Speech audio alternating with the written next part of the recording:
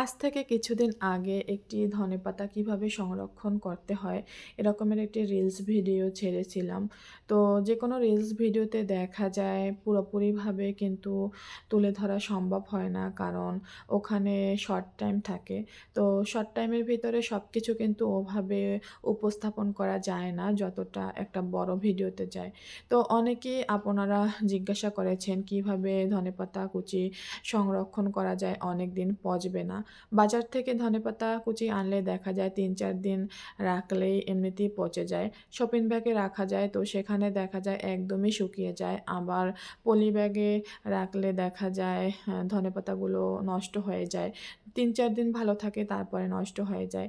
কিন্তু আমি যে প্রসেসটা আপনাদের দেখিয়ে দেব সেই প্রসেসে আপনারা দীর্ঘদিন সংরক্ষণ করতে পারবেন। প্রায় ৭, ৮, ৯ দিনও আপনারা সংরক্ষণ করে খেতে পারবেন। আশা করি একটা ধনেপাতাও আপনাদের নষ্ট হবে না। তো সেই প্রসেস করতে গিয়ে আপনাদের যখন বাজার থেকে আপনারা এরকমই ধনেপাতা নিয়ে আসবেন, তখন ধনেপাতাগুলো ফার্স্টলি একদমই মেলে দিতে হবে। বাজার থেকে আনার পরে এটা মেলে দিতে হবে। মেলে দেওয়ার পরে এর ভিতরে যে পানিগুলো থাকে সেগুলো একদমই শুকিয়ে ফেলতে হবে। একটু মেলে দিলে দেখা যায় কিছুক্ষণ পরে পানিগুলো একদমই শুকিয়ে গেছে। তো আমি কিছুক্ষণ রেখেছিলাম শুকানোর জন্য।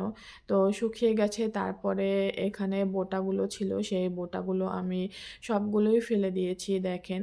বোটাগুলো ফেলে দেওয়া হয়ে গেছে। এটা একটা, একটা করে সবগুলো ফেলে দিতে হবে। তো বোটাগুলো ফেলে দিয়েছি।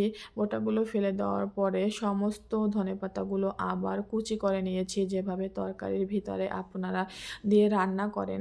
তো সেরকমের কুচি করে দিবেন। একদমই কিন্তু ধোয়া যাবে না। এগুলো শুকনো অবস্থায় কুচি করতে হবে। তারপরে এভাবে মেলে দিয়েছি। মেলে দিতে হবে, আবারও শুকাতে হবে মেলে দিয়ে।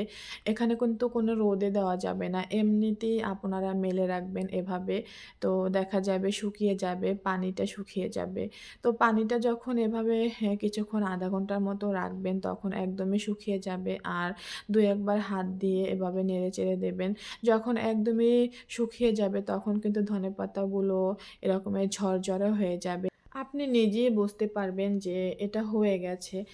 তো যখন আপনার কাছে মনে হবে যে পানিটা শুকিয়ে গেছে, তো সেই পর্যায়ে হচ্ছে আসল কাজ। তো আমি বারবারই হাত দিয়ে নেড়েচেড়ে দেখছি যে পানিটা শুকিয়ে গেছে কিনা।